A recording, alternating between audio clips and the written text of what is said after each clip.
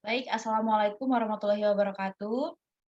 Perkenalkan kami dari kelompok 13 dengan, judul yang kami bawakan yaitu Managing Project atau mengelola proyek, di mana pada presentasi kali ini saya bersama teman-teman saya yaitu Anissa Noprianti 2019-041, lalu saya sendiri Sevina Yufaida 2019-042, ada Ikvini Haula dari 2019-043, dan yang terakhir Muhammad Rifal 2019-514. Baik, penjelasan materi pertama akan disampaikan oleh Ikvini.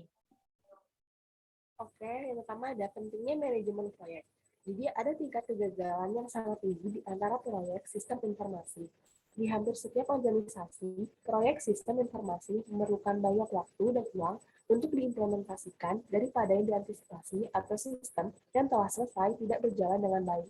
Nah, bila sistem informasi tidak memenuhi harapan atau biaya yang harus dikeluarkan, perusahaan mungkin tidak menyadari adanya keuntungan dari investasi sistem informasinya dan sistem mungkin tidak dapat menyelesaikan masalah yang menjadi tujuannya. Pengembangan sistem baru harus dikelola dan diatur dengan hati-hati, dan cara pelaksanaan proyek kemungkinan merupakan faktor terpenting yang mempengaruhi hasilnya. Itulah mengapa penting untuk memiliki pengetahuan tentang pengelolaan proyek sistem informasi dan alasan mengapa mereka berhasil atau gagal. Next. Selanjutnya, ada proyek runway dan kegagalan sistem. Sebuah proyek pengembangan sistem tanpa manajemen yang tepat kemungkinan besar akan mengalami konsekuensi ini. Yang pertama, biaya yang jauh melebihi anggaran. Yang kedua, sulit tak terduga waktu. Yang ketiga, sinergi teknis yang kurang dari yang diharapkan. Dan yang terakhir, gagal mendapatkan manfaat yang diantisipasi. Nah, seberapa parah proyek yang dikelola itu? Jadi, rata-rata proyek sektor swasta diremehkan setengahnya dalam hal anggaran dan waktu yang dibutuhkan untuk mewujudkan sistem yang lengkap yang dijanjikan dalam rencana sistem. Jadi, banyak proyek yang dikirim dengan fungsionalitas yang hilang. Next.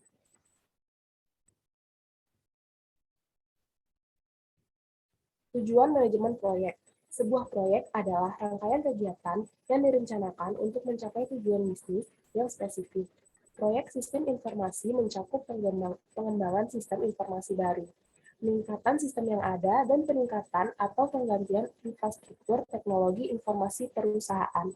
Jadi, pengelolaan proyek mengarah pada penerapan pengetahuan, keterampilan, alat, dan teknik untuk mencapai target tertentu sesuai batasan anggaran dan waktu yang ditentukan. Lingkup mendefinisikan pekerjaan apa atau tidak termasuk dalam sebuah proyek. Waktu adalah jumlah waktu yang dibutuhkan untuk menyelesaikan proyek. Biaya didasarkan pada waktu untuk menyelesaikan proyek dikalikan dengan biaya sumber daya manusia yang dibutuhkan untuk menyelesaikan proyek. Kualitas adalah indikator seberapa baik hasil akhir dari sebuah proyek memenuhi tujuan yang ditentukan oleh manajemen. Risiko mengacu pada masalah potensial yang akan mengancam keberhasilan sebuah proyek. Next.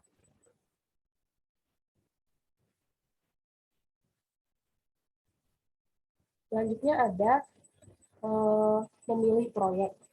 Jadi di sini itu ada struktur manajemen proyek sistem informasi. Yang pertama itu kelompok perencanaan strategis perusahaan dan komite pengarah sistem informasi. Yang kedua, komite pengarah sistem informasi. Yang ketiga, tim proyek diawasi oleh kelompok manajemen proyek yang terdiri dari manajer sistem informasi dan manajer pengguna akhir. Jadi perusahaan biasanya itu menyajikan dengan berbagai proyek untuk memecahkan masalah dan meningkatkan kinerja. Ada lebih banyak ide untuk proyek sistem daripada sumber daya. Perusahaan itu harus memilih dari kelompok mana proyek yang menjanjikan keuntungan terbesar bagi bisnis. Jadi jelas keseluruhan itu strategi bisnis perusahaan harus mendorong pemilihan proyek. Selanjutnya akan dijelaskan oleh teman saya Anissa Novianti.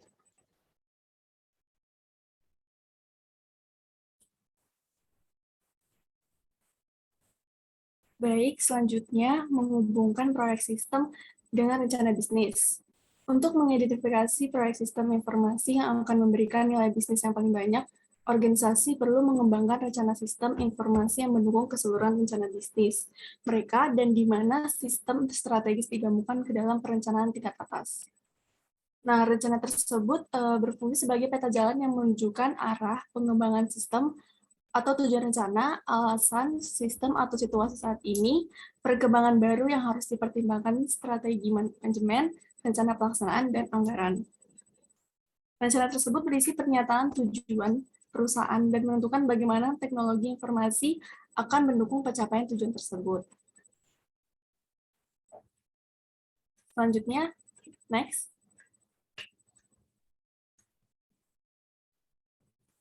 Selanjutnya yaitu persyaratan informasi dan indikator kinerja utama.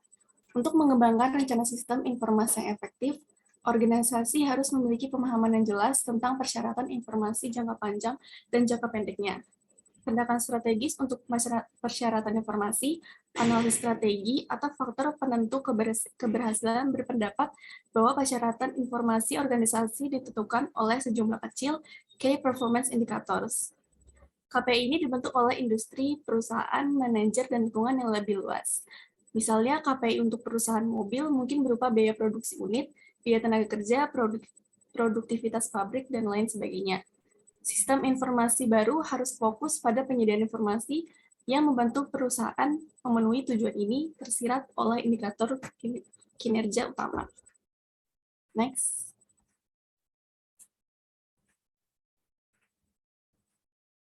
Analisis portofolio.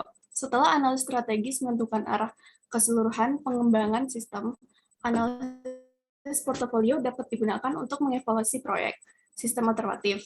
Analisis portofolio persediaan semua proyek sistem informasi dan aset organisasi termasuk infrastruktur, kontrak outsourcing, dan lisensi atau lisensi.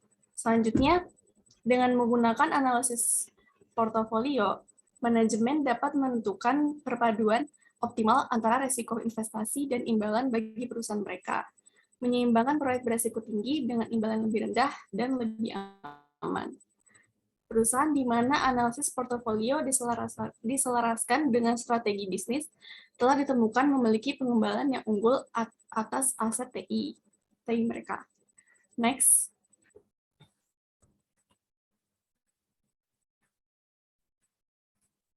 Model scoring atau penilaian berguna untuk memilih proyek di mana banyak kriteria harus dipertimbangkan.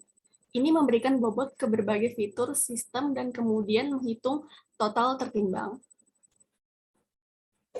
Perusahaan harus memutuskan di antara dua sistem alternatif. Contohnya yaitu sistem alternatif Enterprise Resource Planning. Next.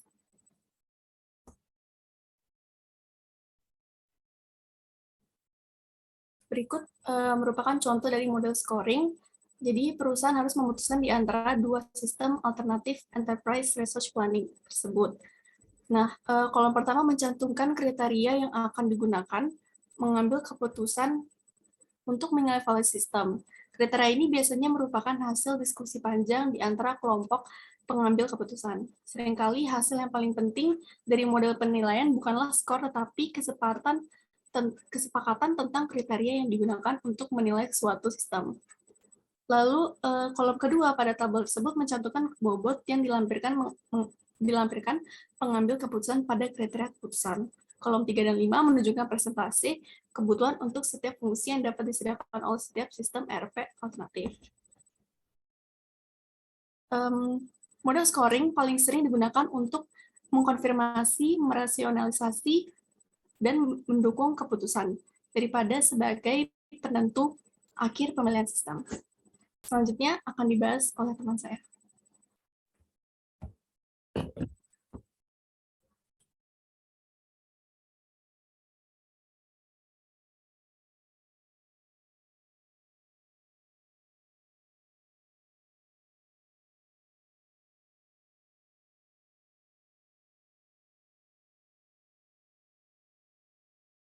Dan manfaat.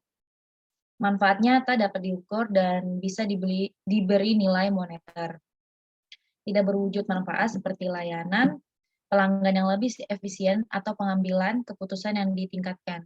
tidak dapat segera diukur, tetapi dapat menyebabkan keuntungan yang dapat diukur dalam jangka panjang.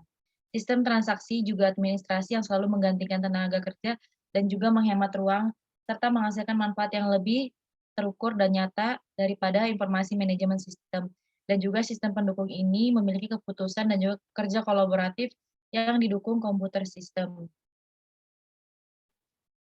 Dan juga bisa diperkenalkan melalui konsep total biaya kepemilikan atau TCO yang dirancang untuk mengidentifikasi dan mengukur komponen pengeluaran teknologi yang informasi yang berada di luar biaya melalui awal pembelian dan juga pemasangan perangkat keras dan perangkat lunak.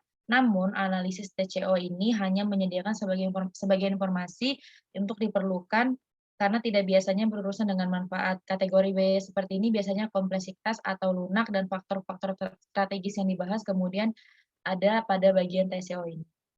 Next.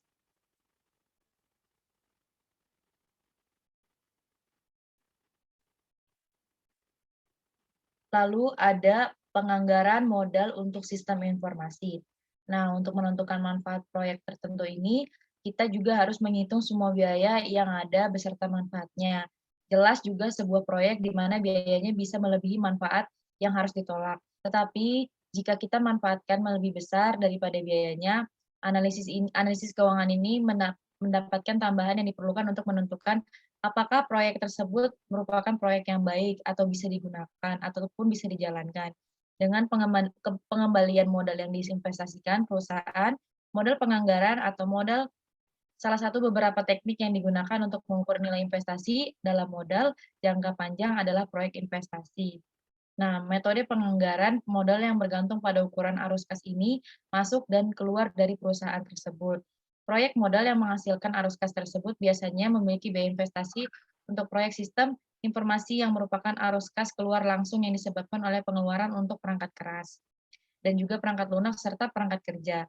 Dan pada tahun-tahun berikutnya investasi dapat menyebabkan tambahan arus kas keluar yang akan diseimbangkan dengan arus kas masuk yang dihasilkan dari investasi dan juga arus kas masuk berupa peningkatan penjualan yang lebih banyak produknya untuk alasan produk seperti baru, kualitas yang lebih tinggi, atau peningkatan pangsa yang lebih pasar.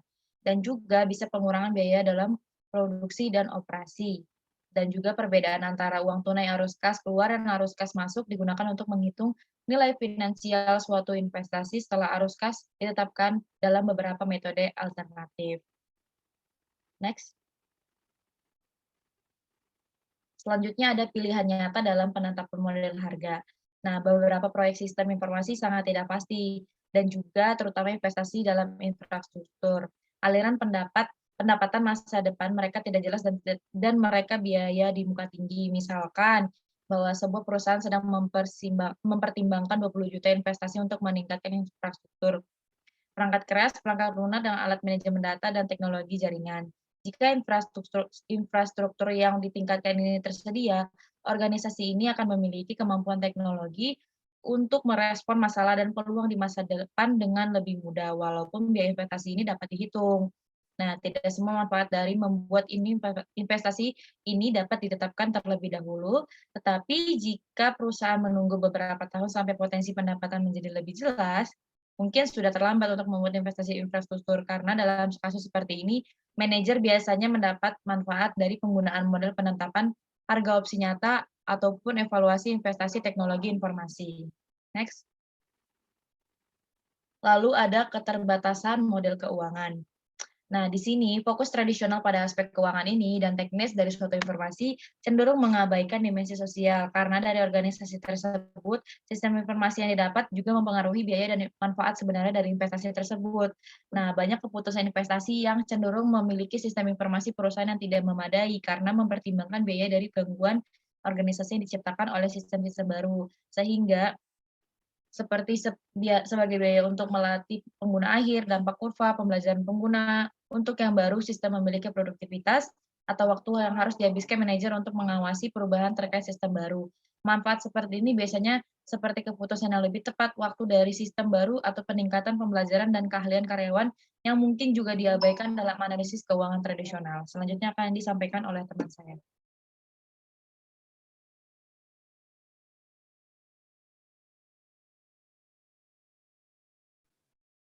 Oke, selanjutnya adalah manajemen resiko proyek.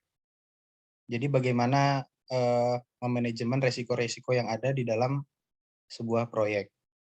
Nah, yang pertama, jadi di bab ini nantinya akan dijelaskan resiko spesifik untuk proyek sistem informasi dan menunjukkan apa yang dapat dilakukan untuk dapat mengelolanya dengan efektif.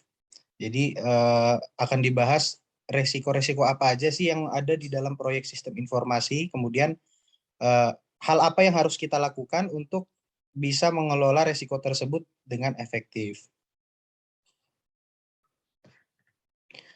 Nah, yang pertama, kita akan membahas terlebih dahulu dimensi resiko proyek. Jadi, resiko-resikonya itu apa saja di dalam dimensi proyek tersebut. Nah, sistem berbeda secara dramatis dalam ukuran, ruang lingkup, tingkat kompleksitas, dan komponen organisasi dan teknis. Beberapa proyek pengembangan sistem lebih cenderung menimbulkan masalah yang telah kami jelaskan sebelumnya, atau mengalami penundaan karena membawa tingkat risiko yang jauh lebih tinggi daripada yang lain. Tingkat risiko proyek dipengaruhi oleh ukuran proyek, struktur proyek, kemudian tingkat keahlian teknis, staf sistem informasi, dan juga tim proyek. Jadi ada beberapa ruang lingkup dari resiko proyek tersebut.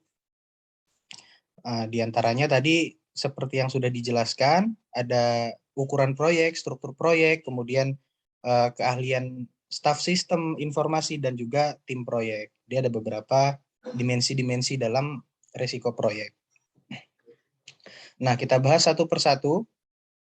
Yang pertama ada ukuran proyek. Nah, semakin besar proyek seperti yang ditunjukkan oleh dolar yang dikeluarkan, mungkin ukuran proyek itu dapat ditunjukkan dengan modal atau uang yang dikeluarkan. Nah, kemudian ukuran staf pelaksana, waktu yang dialokasikan untuk implementasi, dan jumlah unit organisasi yang terpengaruh, maka semakin besar resikonya. Jadi ukuran proyek itu sangat mempengaruhi resiko. Semakin besar proyek yang akan dilaksanakan, maka resikonya juga akan semakin besar, seperti itu. Kemudian ada struktur proyek. Jadi beberapa proyek lebih terstruktur daripada yang lain. Persyaratan mereka jelas dan lugas sehingga keluaran dan proses dapat dengan mudah ditentukan. Nah, dimensi dari resiko proyek itu juga dipengaruhi oleh struktur dari proyek tersebut. Jika proyeknya itu terstruktur dengan baik, bagaimana cara pelaksanaan proyek tersebut, maka risiko-risiko tersebut lebih mudah diminimalisir dibanding dengan proyek yang tidak terstruktur dengan baik, seperti itu. Kemudian selanjutnya ada pengalaman dengan teknologi. Nah, risiko proyek meningkat jika tim proyek dan staf sistem informasi tidak memiliki keahlian teknis yang dibutuhkan. Nah, jika tim tidak terbiasa dengan perangkat keras, perangkat lunak sistem, perangkat lunak aplikasi, atau sistem manajemen basis data yang diusulkan untuk proyek, kemungkinan proyek besar akan mengalami masalah teknis atau membutuhkan lebih banyak waktu untuk diselesaikan karena kebutuhan untuk menguasai keterampilan baru. Jadi, dalam sebuah proyek, jika stafnya itu tidak memiliki keahlian dalam menggunakan perangkat-perangkat berteknologi, alias mungkin stafnya masih yang zaman dulu itu, maka nanti mereka tidak memiliki keahlian itu, maka resikonya akan meningkat. Resiko kelancaran proyek tersebut akan meningkat jika stafnya itu tidak mengerti dengan atau tidak terbiasa dengan perangkat keras, perangkat lunak sistem, perangkat lunak aplikasi, atau sistem manajemen basis data yang akan digunakan untuk proyek tersebut. Nah, yang kedua kita akan membahas manajemen perubahan dan konsep pelaksanaan. Pengenalan atau perubahan sistem informasi memiliki dampak perilaku dan organisasi yang kuat. Perubahan cara informasi didefinisikan, diakses, dan digunakan untuk mengelola sumber daya organisasi, seringkali mengarah pada distribusi otoritas dan kekuasaan baru. Nah, perubahan organisasi internal ini melahirkan perlawanan dan oposisi dan dapat menyebabkan matinya sistem yang sebenarnya baik. Nah, jadi perubahan sistem informasi itu dampaknya kuat di dalam organisasi. Nah, untuk itu selanjutnya ada mengendalikan faktor risiko. Nah, jadi bagaimana cara mengendalikan faktor risiko? Jadi berbagai manajemen proyek, pengumpulan persyaratan, dan metodologi perencanaan telah dikembangkan untuk kategori tertentu dari masalah implementasi. Strategi juga telah dirancang untuk memastikan bahwa pengguna memainkan peran yang sesuai selama prodi implementasi dan juga mengelola proses perubahan organisasi. Nah, kemudian ada perancangan untuk organisasi. Nah, karena tujuan sistem baru adalah memperbaiki kinerja organisasi, maka proyeknya itu harus secara eksplisit membahas cara-cara organisasi tersebut akan ada perubahan saat sistem baru itu dipasang, termasuk pemasangan internet, extranet, dan juga aplikasi web, serta perubahan-perubahan lainnya yang ada yaitu prosedural, terus transformasi, kemudian struktur organisasi, kekuasaan, dan juga lingkungan kerja harus direncanakan secara hati-hati. Nah, yang terakhir ada alat perangkat lunak manajemen proyek. Nah, jadi dalam manajemen proyek alat perangkat lunak juga harus diperhatikan, yang mana secara komersial mengotomatisasi banyak aspek manajemen proyek, memfasilitasi proses manajemen proyek. Nah, perangkat lunak manajemen proyek ini nantinya biasanya menampilkan kemampuan untuk menentukan dan memesan tugas, kemudian menetapkan sumber daya ke tugas, menetapkan tanggal mulai dan berakhirnya tugas, melacak kemajuan dan memfasilitasi modifikasi terhadap tugas dan sumber daya. Jadi alat manajemennya juga harus mumpuni untuk meminimalisir risiko-risiko yang nantinya ada di dalam proyek. Terima kasih teman-teman sekalian. Kita akhiri. Assalamualaikum warahmatullahi wabarakatuh.